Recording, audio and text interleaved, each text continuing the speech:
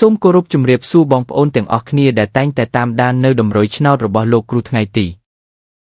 19 ខែ 2 ឆ្នាំ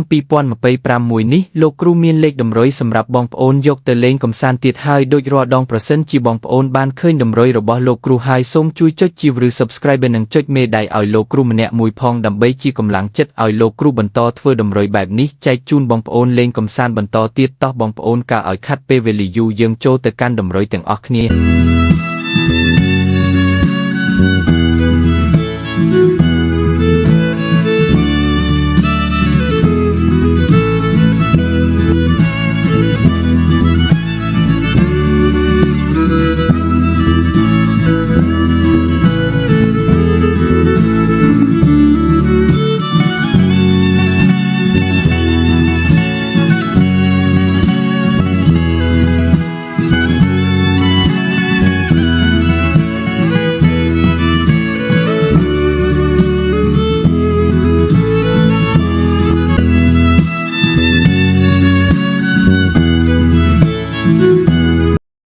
ហើយនេះគឺជាលេខតម្រុយដែលលោកគ្រូបានធ្វើជូនបងប្អូនទៅលេងកម្សាន្តជាចុងក្រោយលោកគ្រូក៏មានតែពាក្យជូនពរឲ្យបងប្អូនចូលឆ្នោតគ្រប់វេនគ្រប់ប៉ុស្តិ៍និងទទួលបានលាភសំណាងពីតម្រុយរបស់លោកគ្រូសូមជម្រាបលា